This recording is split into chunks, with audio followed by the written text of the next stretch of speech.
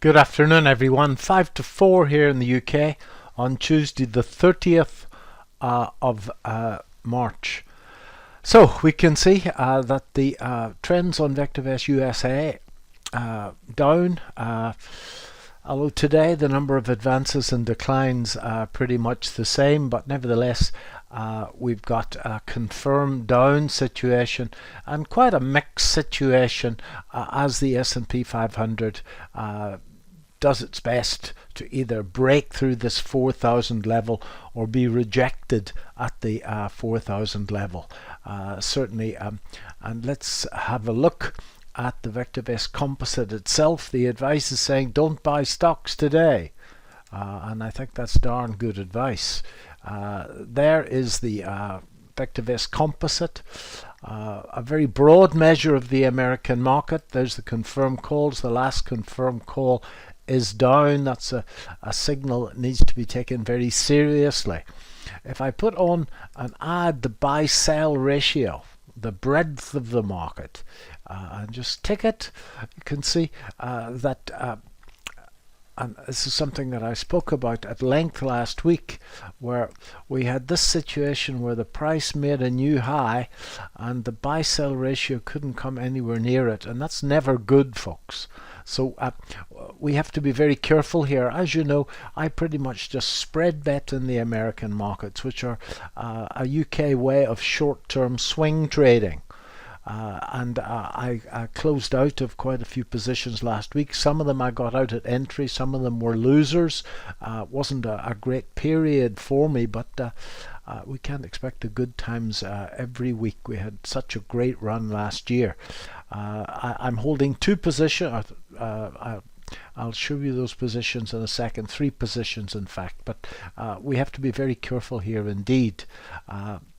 So if we go back and have a look at those positions. I'm holding Microsoft. It's right on support. In fact, let's just chart those. Maybe I have charted them already.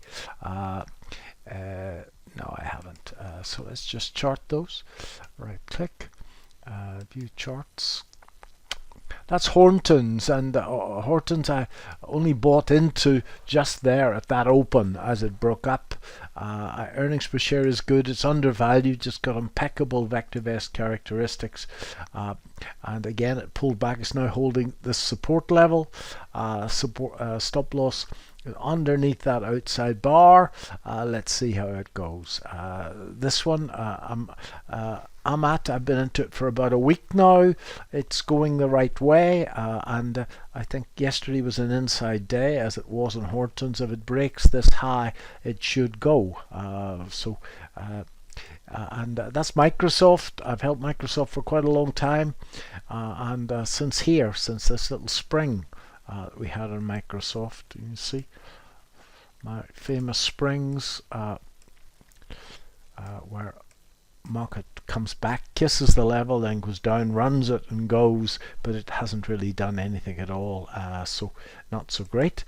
And that's the S&P 500 itself. So we get rid of the earnings, go to 3 months, and we can see that I thought it was going to get through yesterday afternoon, and some of my friends on the floor told me that there was what's called an iceberg order of many thousands of contracts on the E-mini that hit the market at about 39.60 or so, right on these highs, and that came off. So still charting an inside day. It's going to take a lot of energy to get through that 4,000 level. Just watch the VectorVest market timing signals.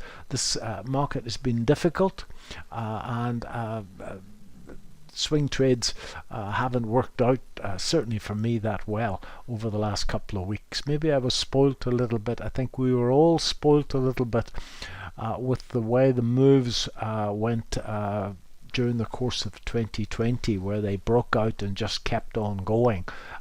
Guys, that was abnormal in 2020. And then the last one I've got here, and I haven't got a position in this, thank God, is the GDX, because as you probably know, the gold market broke down quite strongly and is sitting on support. So I have one gold mining stock in the UK, polymetal, and I'll have to look at that very carefully after the close today. I have the gold market here.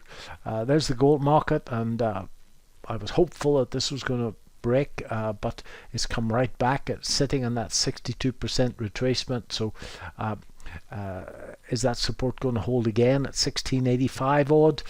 We shall see. There's certainly one hell of a lot of fresh air down below it. The next level would be 1583. So many people have emailed me this morning to say, can we not conclude that we're in a bear market in gold? And of course they may be correct. If you have a look at it on a monthly chart, I still believe that the bull market is intact on a monthly view, but certainly this sideways action that we've had since the middle of last year has been difficult, to say the least. So if you're not in the gold market, it certainly needs to get above that 1755 level before you do anything. And just remember that gold is difficult. It has the ability to do exactly the opposite of what you think it's going to do. It has a propensity to disappoint. So just be very careful in the gold market. This is the S&P running on a 30-minute chart. This is the 24-hour market, and I think that many of the Fibonacci traders, and there's a lot of them around, would have been actively accumulating this market at 39.52. The market is rising, and it pulled back to that 78% retracement, which is favored. You can see the big half-hour candle here, and we'll see if this can push up from here. Even under the most bearish circumstances, they normally break the level and then fail. So I would be surprised if it, even under the most bearish circumstances, if it doesn't get above 4,000 in the next day or two. So it's going to take a little bit of energy for that to happen. Let's just watch the VectorVest signals, and at the moment the VectorVest signals are saying, does not advocate buying stocks at this time. So doing nothing is much more difficult than it would seem, folks. So I've got 3 positions. That Microsoft position is sitting at support, and that has to be dealt with, I think, soon. The other 2 seem to be going well, and in the UK I haven't done much, but I think I'll probably have to take action on polymetal relatively soon. Okay, I'll do a full video on the UK portfolio later on in the week. Nothing has changed since the last time I spoke about it, and for the VectorVest customers, we went through it in detail yesterday afternoon. Thanks very much.